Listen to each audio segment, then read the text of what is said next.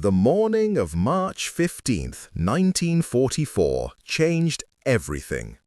General Klaus Weber stood frozen at his command post, staring at intelligence reports that seemed impossible. 15,000 American P-51 Mustangs were being deployed to European airfields. Not 1,500, 15,000. The Luftwaffe had 2,400 operational fighters left in their entire arsenal.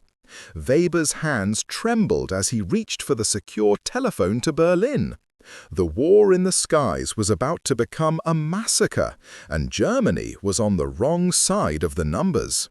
Before we jump back in, tell us where you're tuning in from. And if this story touches you, make sure you're subscribed, because tomorrow I've saved something extra special for you. The intercepted radio transmission crackled through the speakers at Luftwaffe headquarters in Rastenburg at exactly 03:47 hours on March 12, 1944. Captain Heinrich Müller, the night shift intelligence officer, nearly spilled his ersatz coffee across the decoding station. The message, transmitted in a hastily broken American cipher, contained production numbers that defied all German calculations. "Oberst Dietrich needs to see this immediately," Müller whispered to his assistant, Sergeant Franz Hoffmann. The numbers dancing across the decoded transcript told a story that would fundamentally alter the trajectory of the air war over Europe. Colonel Victor Dietrich arrived within minutes, his uniform hastily thrown over his nightclothes. At 52, Dietrich had spent 3 decades in military intelligence, but nothing had prepared him for what lay spread across the decoding table. The intercept detailed Operation Thunderbolt, a massive American production surge that had quietly manufactured an unprecedented number of P-51 Mustang fighters. 15,000 units completed and ready for European deployment, Dietrich read aloud, his voice barely above a whisper. Secondary confirmation from Willow Run facility indicates additional 3,200 units in final assembly. The implications hit both men simultaneously. Germany's entire fighter force consisted of roughly 2,400 operational aircraft spread across multiple fronts. The Americans were preparing to deploy a single aircraft type that outnumbered the entire Luftwaffe by more than 6-1. Hoffmann pulled out detailed reconnaissance photographs taken over the past month by high-altitude Junkers U-86R aircraft. The images, previously dismissed as routine industrial surveillance, suddenly took on terrifying significance. Massive staging areas had appeared virtually overnight at dozens of British airfields. What German analysts had assumed were temporary supply depots were actually carefully camouflaged aircraft parking areas. "Look at RAF Bovingdon," Dietrich pointed to aerial photographs showing geometric patterns barely visible through camouflage netting. "We counted maybe 200 aircraft silhouettes. If these numbers are accurate, that's actually 2,000 Mustangs." The mathematical reality was staggering. American industrial capacity had reached a level that German planners had considered theoretically impossible. While Germany struggled to produce 800 fighters per month, American factories were completing nearly 1,000 P-51s every week. The Willow Run plant alone was rolling out completed Mustangs every 63 minutes. Dietrich immediately contacted General Weber's aide-de-camp, Major Ernst Richter. Within an hour, every senior Luftwaffe commander from Norway to Italy was being awakened with orders for an emergency conference. The intelligence breakthrough demanded immediate strategic reassessment. General Weber arrived at Rastenburg before dawn, accompanied by his Chief of Staff, Colonel Rudolf Brenner, and tactical planning specialist, Major Wilhelm Kruger. The war room filled quickly with maps, production charts, and the increasingly grim arithmetic of aerial warfare. "Gentlemen, we are facing an unprecedented situation," Weber began, his weathered face reflecting years of combat leadership. American intelligence has been deliberately concealing their true production capabilities. Our estimates were off by a factor of 10. Major Kruger spread detailed charts across the conference table. Based on these intercepts and photographic evidence, the Americans have been stockpiling completed aircraft for a coordinated deployment. Current intelligence suggests 15,000 P-51 Mustangs will be operational over Europe within 6 weeks. The silence that followed was deafening. Luftwaffe doctrine had always emphasized quality over quantity, superior pilot training, and tactical innovation. Those advantages meant nothing against a 15-to-1 numerical disadvantage. Colonel Brenner broke the silence with characteristic directness. What about pilot training? Surely the Americans cannot have trained 15,000 qualified pilots. Dietrich shuffled through additional decoded transmissions. Unfortunately, that assumption is also incorrect. Operation Training Thunder has been running parallel pilot production. They've established 16 advanced training facilities across the United States. Current estimates suggest 12,000 combat-qualified pilots with an additional 8,000 in final training phases. The Americans had solved the pilot shortage through revolutionary training methods. Standardized curricula, advanced flight simulators, and compressed instruction schedules were producing competent pilots in half the time required by traditional German methods. More critically, American pilots were being trained specifically for European combat conditions using detailed intelligence gathered over 2 years of warfare. Weber studied reconnaissance photographs showing American training facilities.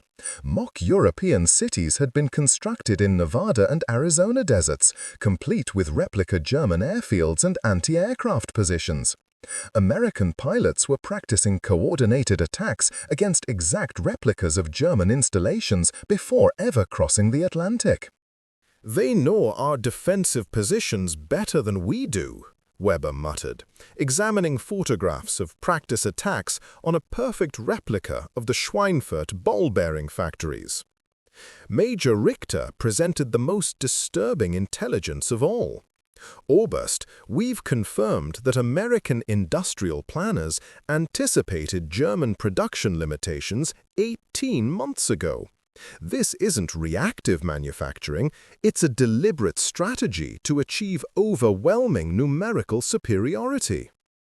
The intercepted documents revealed American strategic thinking with frightening clarity. Rather than matching German technological innovation, American planners had chosen to achieve victory through pure industrial overwhelming force.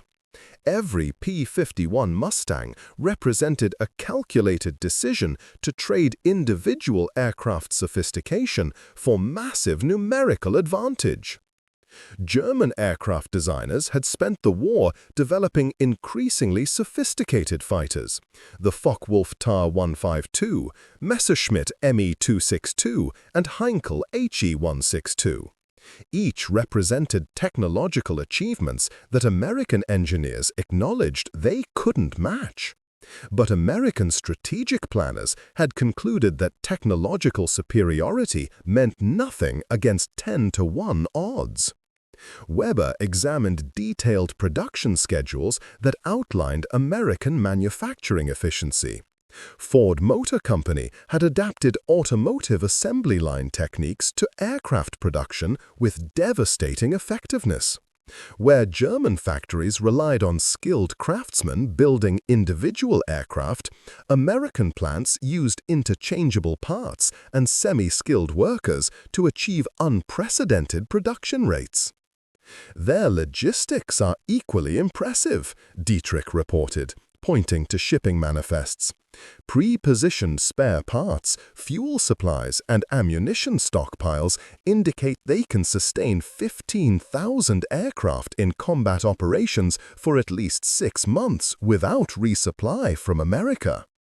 The strategic implications were overwhelming. Germany had spent 3 years building defensive positions designed to counter hundreds of enemy aircraft. Those same defenses would be completely overwhelmed by thousands of simultaneous attackers. Anti-aircraft guns had limited ammunition. Radar systems could be jammed or destroyed. Fighter bases could be overwhelmed by sheer numbers. Colonel Brenner voiced what everyone was thinking. Gentlemen, we are no longer fighting a war. We are about to experience industrial execution. Weber closed the intelligence folders with grim finality. The mathematics of aerial warfare had fundamentally changed overnight. 15,000 P-51 Mustangs represented more than numerical superiority.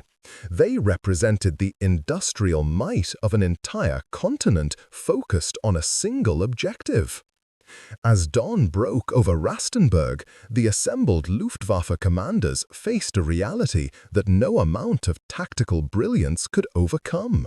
The war in the skies was about to become a demonstration of American industrial supremacy, and Germany was completely unprepared for what was coming. By March 18, 1944, German High Command had mobilized every available resource to address the looming crisis. Reichsmarschall Hermann Göring summoned his most innovative tactical minds to a secret conference at Karrenhall, his opulent hunting lodge outside Berlin. The men who entered that oak-paneled room represented Germany's last hope for aerial survival. Oberst Hans Galland, younger brother of the famous Adolf Galland, arrived with a leather portfolio containing radical proposals that would have been dismissed as fantasy just weeks earlier. At 38, Hans possessed an analytical mind that complemented his brother's combat instincts. His preliminary assessments painted a stark picture that even optimistic scenarios couldn't soften. Mein Reichsmarschall, conventional defensive tactics will fail completely, Galland stated matter-of-factly, spreading tactical charts across Göring's massive mahogany table. We must abandon traditional fighter-versus-fighter combat entirely.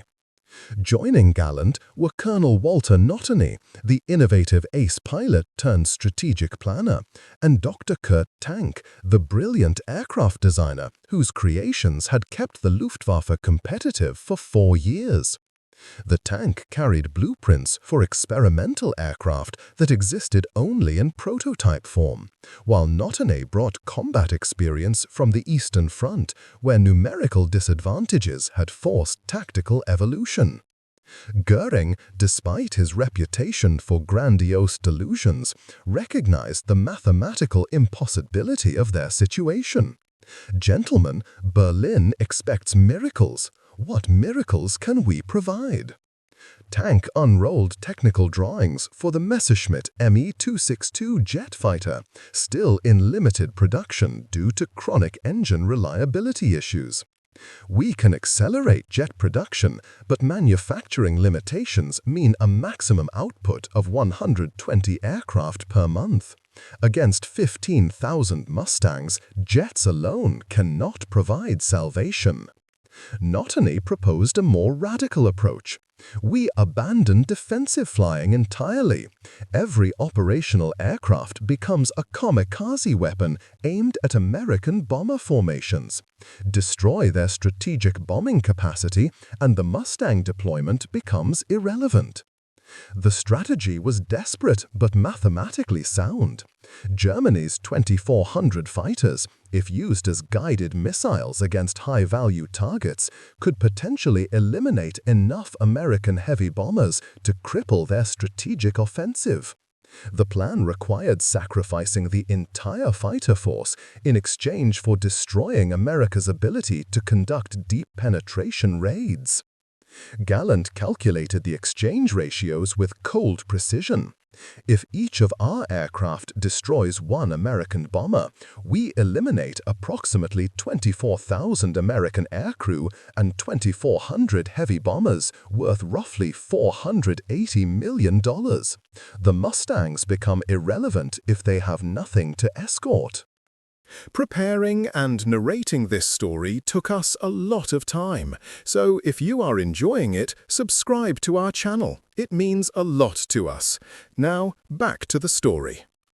Tank voiced the obvious problem. Hans, this strategy requires voluntary suicide from every remaining German pilot. Even our most dedicated flyers may hesitate when ordered to die. The discussion shifted to psychological preparation and pilot motivation. Germany's fighter pilots had joined the Luftwaffe to fly and fight, not to die in single-use attacks. Convincing experienced aviators to abandon survival instincts would require unprecedented propaganda and incentive programs. Major Wilhelm Herget, Goering's psychological warfare specialist, entered the conference with detailed profiles of current Luftwaffe pilot morale. His research revealed troubling trends that complicated the suicide strategy. Experienced pilots were increasingly aware of Germany's deteriorating strategic position, and many had begun questioning orders that seemed tactically unsound. Psychological assessments indicate significant resistance to self-sacrifice missions, Herget reported.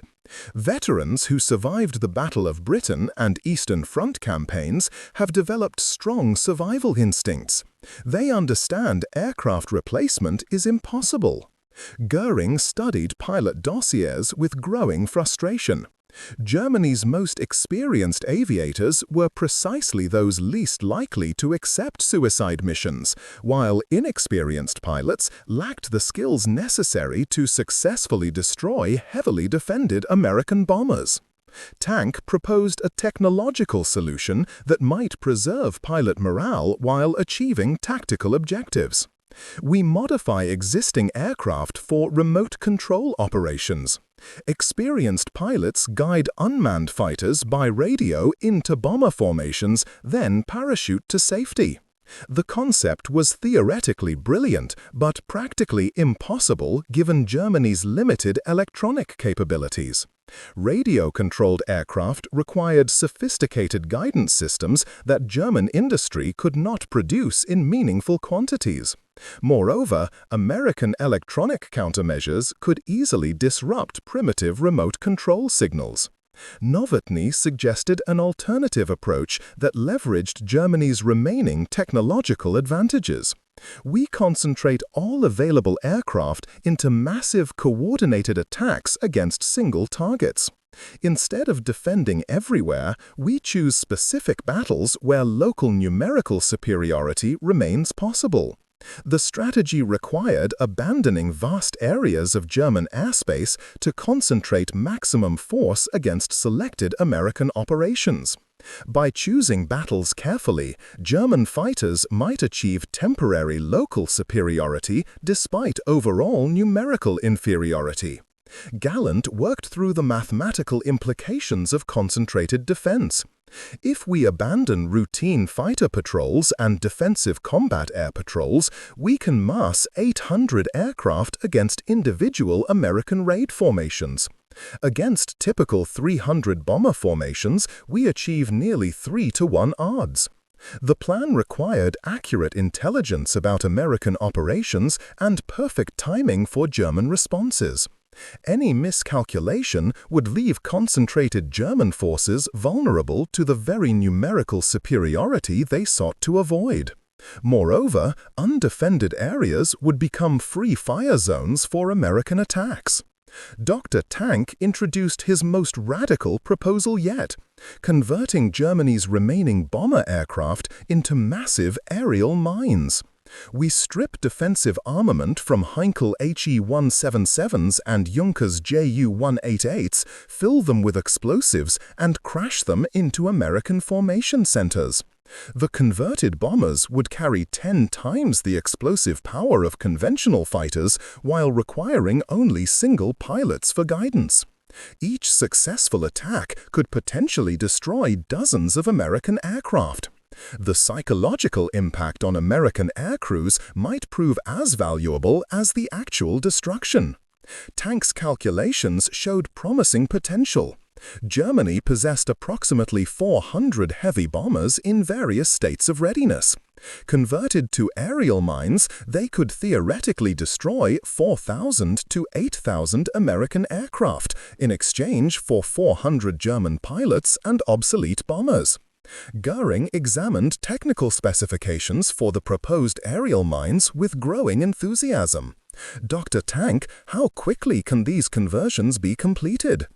Existing bomber aircraft can be modified within 2 weeks per unit, Tank replied.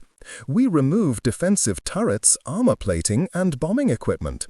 The weight savings allow maximum explosive loading while improving maneuverability. Major Herget raised psychological concerns about the aerial mine strategy. Bomber pilots joined the Luftwaffe for strategic missions, not suicide attacks. Their training emphasized precision bombing and crew survival, not self-sacrifice. Novotny proposed addressing pilot morale through selective recruitment of volunteers from damaged aircraft crews. Many German aviators had already survived multiple aircraft losses and understood that Germany's situation was desperate. These veterans might accept suicide missions as preferable to certain defeat. The conference continued through the night as participants refined increasingly desperate strategies. Each proposal acknowledged the fundamental impossibility of matching American production through conventional means. Germany's only hope lay in unconventional tactics that maximized damage per German aircraft lost.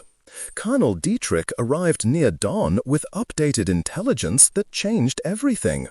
American reconnaissance had detected unusual German aircraft movements and production modifications. Allied intelligence was tracking German preparations with uncomfortable accuracy. The intelligence meant that German surprise tactics were already compromised before implementation. American planners had anticipated desperate German responses and were preparing countermeasures. The mathematical advantage of 15,000 Mustangs included the luxury of tactical adaptation. As morning sunlight filtered through Karenhal's stained glass windows, the assembled German commanders faced an unavoidable conclusion. No amount of tactical innovation could overcome 15-to-1 numerical disadvantage when the enemy possessed accurate intelligence about German preparations. Goering dismissed the conference with orders to begin immediate implementation of all proposed strategies simultaneously. Germany would attempt suicide attacks, concentrated defenses, aerial mines, and accelerated jet production in parallel, hoping that combined desperation might achieve what individual tactics could not. The war in the skies was about to become a demonstration of what happened when an unstoppable industrial force met immovable tactical desperation. At 8th Air Force Headquarters in High Wycombe, England, Lieutenant General James Harrison received the ultra decrypts at 0630 hours on March 20, 1944. The intercepted German communications revealed desperate tactical modifications that American intelligence had been tracking for 72 hours. Harrison's weathered face betrayed no emotion as he absorbed the full scope of German desperation. Colonel Patterson, summon Brigadier General Mitchell and Colonel Stevens immediately, Harrison ordered his aide-de-camp. The decoded German plans required immediate countermeasures from America's most experienced tactical minds. Within 30 minutes, the secure conference room filled with the architects of American air superiority. Brigadier General Robert Mitchell, commanding the 4th Fighter Wing, brought combat experience from North Africa and Sicily. Colonel David Stevens, Chief of Tactical Planning, carried comprehensive analyses of German fighter capabilities gathered over 18 months of European combat. Gentlemen, the Germans are planning coordinated suicide attacks using modified bomber aircraft as aerial mines. Intelligence indicates they're converting approximately 400 heavy bombers for single-use explosive missions. Stevens spread reconnaissance photographs across the briefing table showing German aircraft modification facilities. These images confirm removal of defensive armament and bombing equipment from Heinkel and Junkers aircraft. Weight calculations suggest each converted bomber will carry 8,000 pounds of high explosives. Mitchell examined technical specifications with the eye of a combat veteran who had survived 2 years of aerial warfare. Generally, these aerial mines could devastate entire bomber formations. A single successful attack might destroy 50 B-17s and 500 aircrew simultaneously. The mathematical implications were staggering despite American numerical superiority. German aerial mines, if successful, could inflict catastrophic losses on individual missions. Even with 15,000 P-51 Mustangs available, protecting bomber formations against suicide attacks required entirely new tactical approaches. Harrison contacted Major General Curtis LeMay, commanding the 3rd Air Division, whose B-17 Flying Fortresses formations would face the primary German threat. LeMay arrived within an hour, accompanied by Colonel William Turner, his most experienced formation flying specialist. "Curtis, we need innovative defensive formations that can survive coordinated suicide attacks," Harrison explained, outlining German tactical modifications. "Traditional defensive boxes won't work against aircraft carrying 4 tons of explosives." LeMay studied German bomber specifications with characteristic intensity. At 38, he had revolutionized American strategic bombing through mathematical precision and tactical innovation. The German aerial mine threat demanded his most creative solutions. "We disperse formation density by 50%, LeMay concluded after examining explosive yield calculations. Wider spacing reduces casualties from individual aerial mine detonations while maintaining mutual defensive fire support. Turner proposed complementary modifications to fighter escort tactics. "Sir, we position P-51 squadrons in layered defensive screens extending 200 miles ahead of bomber formations. German aerial mines must be intercepted before reaching explosive range." The defensive concept required unprecedented coordination between fighter and bomber units. Traditional escort tactics positioned fighters close to bomber formations for mutual support. The new approach sacrificed some bomber protection to create extended early warning and interception zones. Colonel Stevens presented intelligence about German pilot recruitment for suicide missions. Reports indicate the Luftwaffe is having difficulty finding volunteers for aerial mine missions. Experienced pilots understand the mathematical impossibility of survival. American psychological warfare specialists had been monitoring German radio communications for signs of pilot morale problems.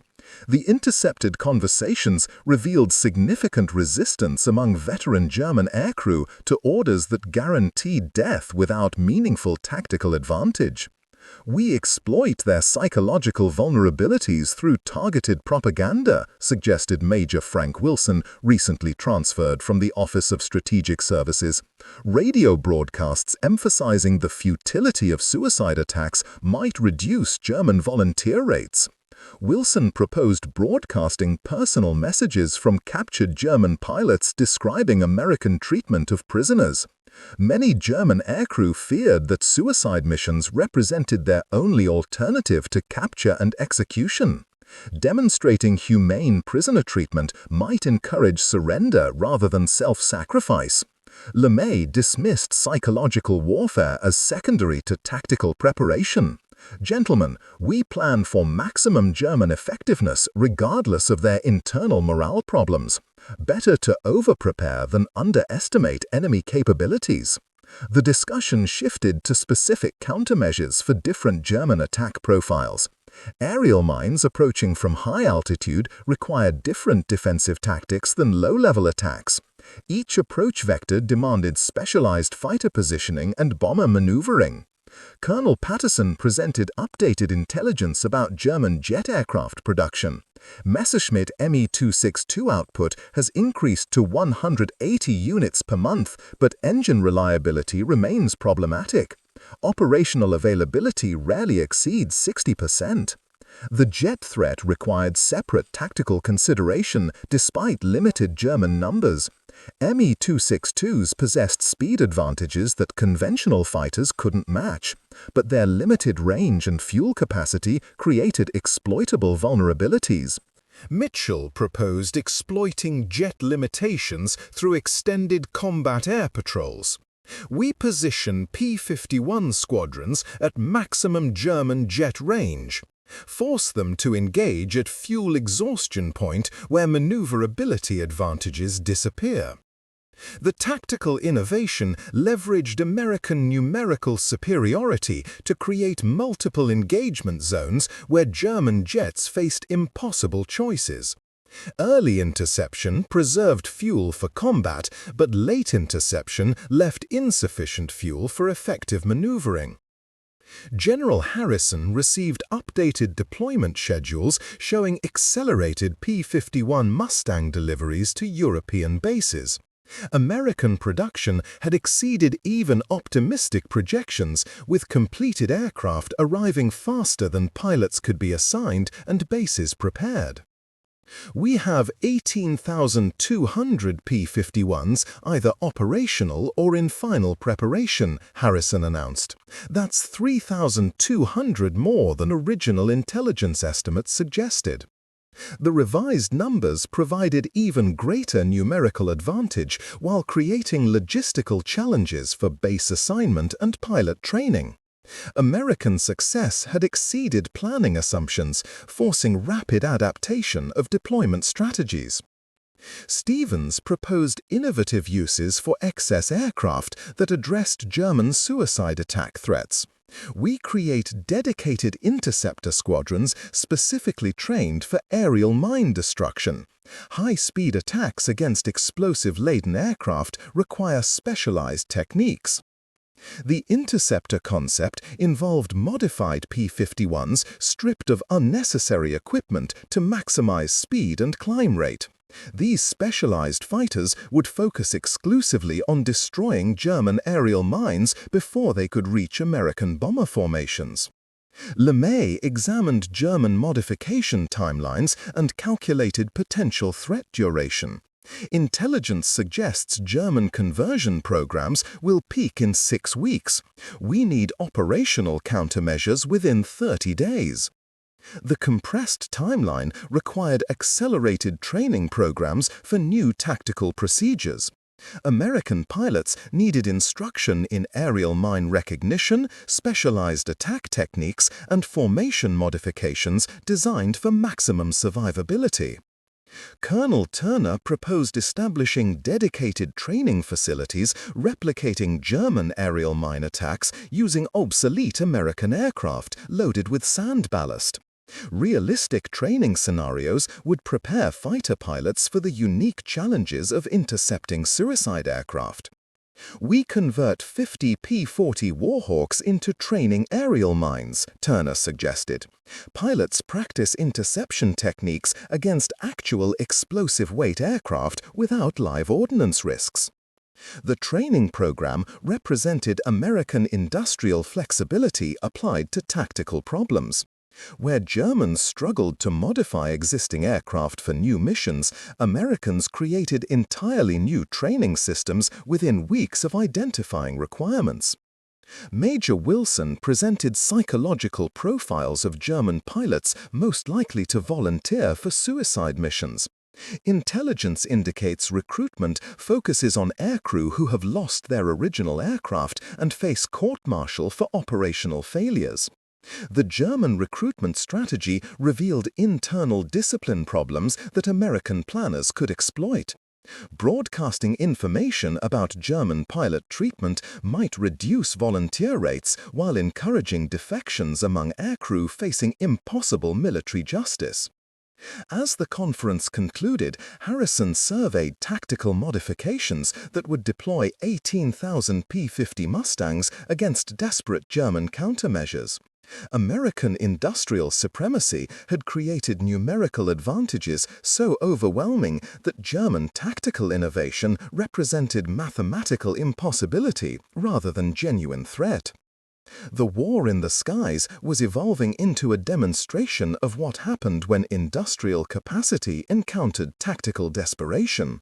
Germany's most creative responses were already anticipated and countered by American planning superiority backed by unprecedented manufacturing capability.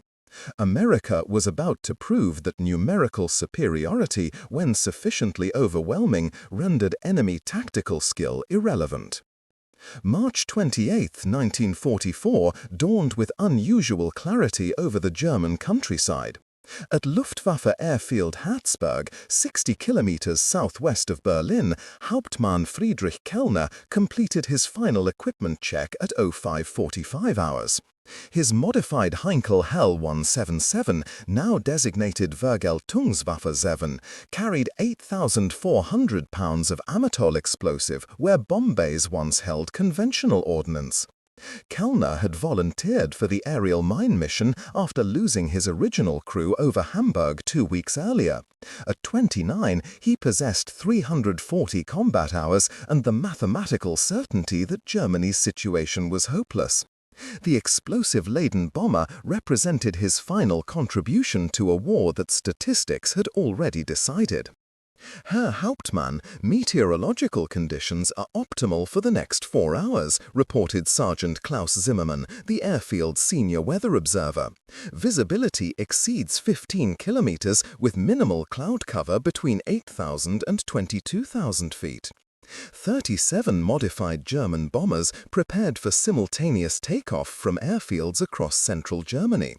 Each aircraft carried single pilots and maximum explosive loads calculated to destroy entire American bomber formations. The mission represented Germany's first operational test of desperate mathematics applied to aerial warfare. At RAF Debden, 200 kilometers northwest of the German preparations, Colonel Benjamin Rodriguez received urgent radio intercepts at 06:12 hours.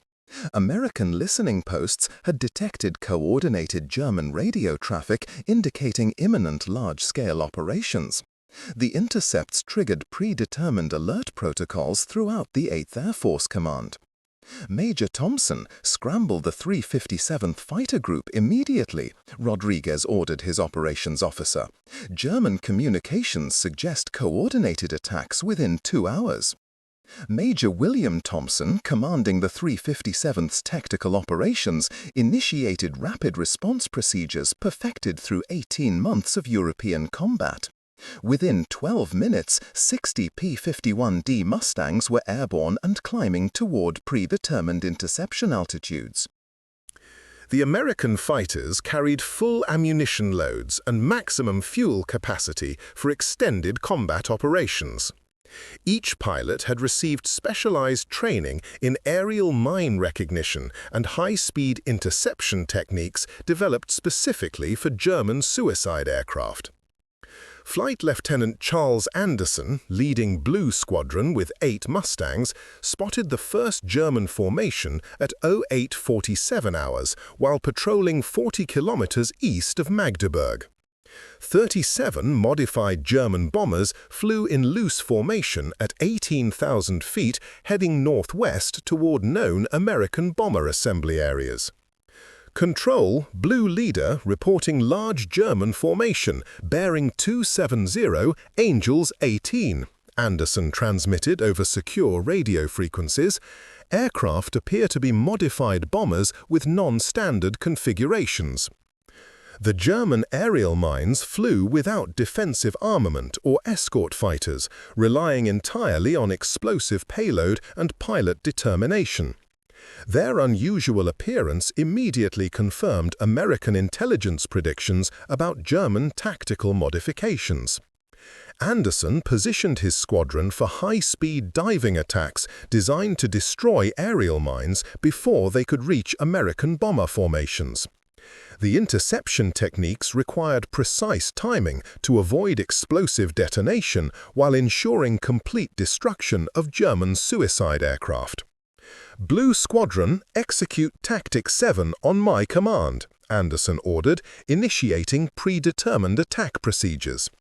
8 P-51s dove simultaneously from 24,000 feet, targeting individual German bombers with concentrated machine gun fire. Hauptmann Kellner spotted the American fighters at 08:49 hours while maintaining course toward the reported position of American B-17 formations.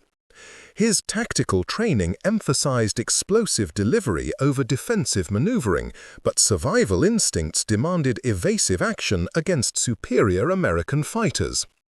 The mathematical impossibility of his situation became immediately apparent. 8 American fighters approached with overwhelming speed advantage, while his explosive-laden aircraft possessed minimal maneuverability. Defensive tactics meant mission failure, but straight-line flight guaranteed destruction before reaching target areas. Anderson's first burst struck Kellner's starboard wing at 08:51 hours, severing fuel lines and igniting vapor trails that traced brilliant orange streaks across the morning sky. The Heinkel's modified structure, weakened by explosive loading, disintegrated under concentrated machine gun fire from 3 attacking Mustangs. The aerial explosion occurred at 17,400 feet, creating a mushroom cloud visible from 50 kilometers. The blast destroyed Kellner's aircraft instantly while generating shockwaves that damaged 2 nearby German bombers and rattled Anderson's P-51 despite 800 meters separation distance. "Jesus Christ," Anderson muttered over radio frequencies that carried his amazement to listening American pilots, "these things are flying bombs." Within 18 minutes, American fighters had intercepted and destroyed 23 German aerial mines without losing a single P-51. The remaining 14 German aircraft, faced with certain destruction, began jettisoning explosive loads over uninhabited countryside while attempting emergency landings at German airfields. Colonel Rodriguez monitored the engagement from RAF Debden while coordinating additional fighter squadrons responding to German operations. Radio communications revealed complete American tactical superiority despite German desperation and innovative explosive tactics. "Major Thompson, German aerial mine attacks have been completely neutralized," Rodriguez reported to 8th Air Force Headquarters. "Enemy aircraft destroyed without reaching American bomber formations." The tactical failure of Germany's first aerial mine operation validated American numerical superiority calculations. Despite innovative explosive modifications and pilot sacrifice, German attacks could not penetrate layered American fighter defenses supported by overwhelming numerical advantages. At Luftwaffe headquarters, General Weber received initial reports of the aerial mine mission failure at 09:23 hours. 23 aircraft destroyed, 14 forced to jettison explosive loads, 0 successful attacks against American bomber formations. The mathematics of desperate tactics had collided with American industrial supremacy. "Oberst Galland, the aerial mine concept has failed operationally," Weber announced grimly. "American fighter screens prevented our aircraft from reaching target areas." Galland studied tactical reports with growing frustration. German innovations in explosive loading and pilot motivation meant nothing against American fighters guided by accurate intelligence and superior numerical positioning.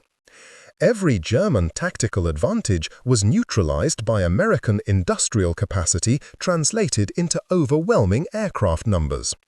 Meanwhile, the main American bomber formations continued their scheduled missions without interruption. 312 B-17 Flying Fortresses, escorted by 280 P-51 Mustangs, struck aircraft manufacturing facilities at Gotha and Eisenach, while German aerial mines exploded harmlessly over empty countryside. The bomber missions achieved complete tactical success, destroying German production facilities that could have manufactured 40 conventional fighters per month. The industrial mathematics worked relentlessly in America's favor. German aircraft destroyed exceeded German replacement capacity by ratios that guaranteed eventual total aerial superiority. Colonel Stevens analyzed engagement reports with particular attention to German pilot behavior during combat. Intercepted radio communications revealed that many German aircraft attempted to abort suicide missions when faced with certain destruction by American fighters. General Harrison, psychological warfare assessments appear accurate, Stevens reported. German pilot morale cannot sustain suicide tactics against overwhelming American numerical superiority. The tactical lesson was clear. Desperate German innovations could not overcome American industrial advantages when supported by accurate intelligence and superior pilot training. Mathematical superiority, when sufficiently overwhelming, rendered enemy tactical creativity irrelevant. American fighter pilots returned to RAF Debden with detailed reports of German aerial mine characteristics and vulnerabilities. The intelligence would improve future interception techniques while confirming that German desperation had reached levels that guaranteed tactical failure. At 11:47 hours, 8th Air Force Headquarters declared the German aerial mine threat neutralized based on complete tactical failure of the first operational deployment. America's numerical superiority had passed its first major test against innovative German countermeasures. The war in the skies had demonstrated that 18,000 P-51 Mustangs, properly deployed and intelligently coordinated, could neutralize any German tactical innovation regardless of creativity or desperation. Industrial supremacy backed by tactical competence had proven mathematically unstoppable. The mathematical execution of German air power was accelerating ahead of all projected timelines. April 15, 1944, marked exactly 1 month since the intelligence breakthrough that revealed American numerical superiority. At his command bunker, 200 feet beneath Berlin, General Weber faced reports that confirmed every mathematical prediction made during those desperate March conferences.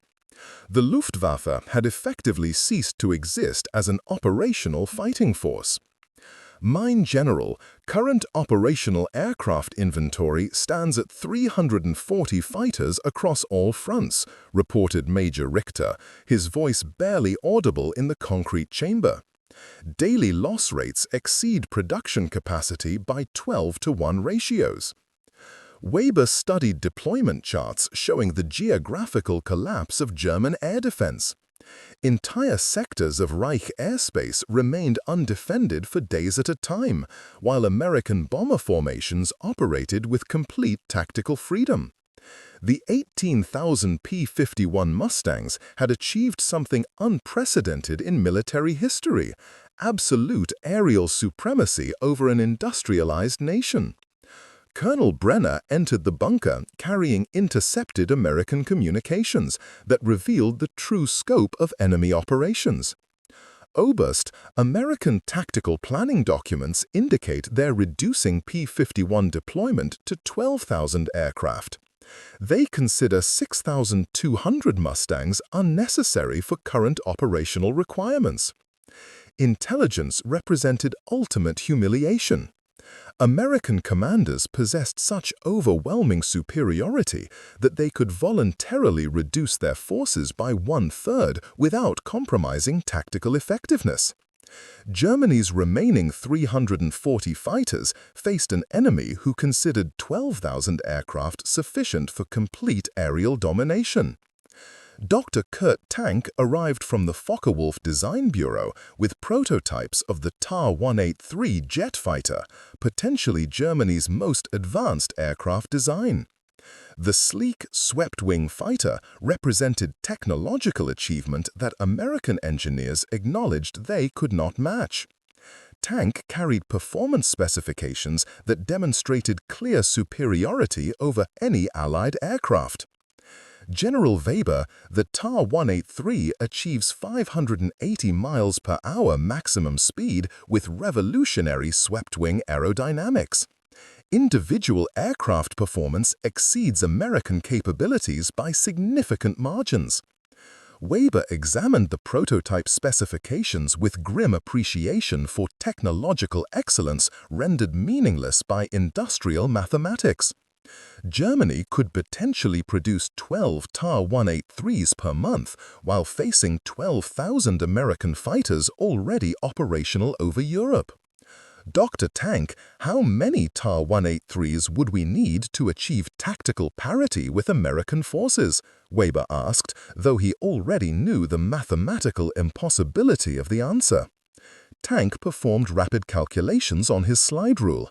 Assuming 4-to-1 performance advantage, we would require approximately 3,000 operational Ta-183s to match American numerical deployment. The production timeline for 3,000 advanced jet fighters, given Germany's current manufacturing capacity, exceeded 8 years. The war would be decided long before German technology could compensate for American industrial supremacy through numerical superiority. Major Kruger presented casualty statistics that illustrated the human cost of mathematical warfare. German pilot losses now exceed 85% of original strength. Replacement training programs cannot supply qualified aircrew at current loss rates. The pilot shortage had become more critical than aircraft availability. Germany possessed blueprints for advanced fighters but lacked experienced aviators capable of operating complex jet aircraft in combat conditions. American numerical advantages had created a death spiral where German losses exceeded replacement capacity across all operational categories. Colonel Dietrich delivered the final intelligence assessment that confirmed Germany's aerial defeat. Oberst, American bomber formations now operate without fighter escort over most of the Reich territory. They considered German air defenses insufficient to justify protective measures. The revelation represented complete tactical humiliation. American bombers flew unescorted missions deep into German territory because enemy fighters no longer posed meaningful threats. The Luftwaffe had been reduced to nuisance status by overwhelming American numerical superiority. Weber contacted Field Marshal Erhard Milch, responsible for German aircraft production, to discuss final manufacturing priorities. The conversation would determine how Germany's remaining industrial capacity might be allocated during the concluding phases of aerial warfare. Feldmarschall Milch, we need honest assessments of production possibilities, Weber stated directly. Can German industry produce sufficient aircraft to influence current tactical balance? Milch's response confirmed what mathematics had already demonstrated. General Weber, current production capacity supports a maximum output of 800 fighters per month. American intelligence indicates they destroy 600 German aircraft weekly through combat and strategic bombing. The arithmetic was merciless. German production could not replace current losses, let alone build reserves necessary for tactical effectiveness. American industrial supremacy had created conditions where German manufacturing achievements were immediately negated by operational destruction. At RAF Debden, Colonel Rodriguez received orders reducing American fighter deployment to acknowledge complete tactical success. The directive came directly from 8th Air Force Headquarters, which recognized that excessive numerical superiority was unnecessarily expensive to maintain. Major Thompson, we're reassigning 6,000 P-51s to Pacific Theater operations, Rodriguez announced. European Command considers 12,000 fighters sufficient for maintaining air superiority against remaining German forces. The redeployment decision reflected American confidence in mathematical victory. Industrial capacity had produced such overwhelming superiority that substantial forces could be transferred to other theaters without compromising European operational effectiveness. Thompson reviewed tactical assessments that supported the reduction in P-51 deployment. Colonel intelligence estimates German operational strength at fewer than 400 fighters total. 12-to-1 numerical advantage appears mathematically excessive. American tactical planners had reached conclusions that demonstrated the ultimate effectiveness of industrial warfare. When numerical superiority exceeded certain mathematical thresholds, additional forces provided diminishing tactical returns while consuming unnecessary resources. Meanwhile, German commanders attempted final desperate measures that acknowledged their hopeless strategic position. Remaining operational aircraft were consolidated into a single massive formation designed to achieve temporary local superiority against isolated American operations. General Weber authorized Operation Götterdämmerung, concentrating Germany's final 340 operational fighters for coordinated attack against a single American bomber formation. The mission represented mathematical impossibility disguised as tactical planning. Gentlemen, we will demonstrate that German tactical skill can overcome numerical disadvantage through perfect coordination and supreme sacrifice, Weber announced to assembled squadron commanders. The operation required every surviving German pilot to participate in coordinated attack against 400 American bombers escorted by 800 P-51 Mustangs. Mathematical analysis indicated certain destruction of all German aircraft in exchange for potential elimination of a single American mission. Hauptmann Erich Hartmann, Germany's highest-scoring ace with 352 confirmed victories, voiced what every pilot understood. Mein General, this mission guarantees the destruction of every remaining German fighter. Success means ending the Luftwaffe as an operational force. Weber accepted the mathematical reality with characteristic directness. Erich, the Luftwaffe is already finished as an operational force. Operation Götterdämmerung allows us to choose the manner of our ending. On April 20, 1944, Germany's final 340 operational fighters took off simultaneously from airfields across the shrinking Reich.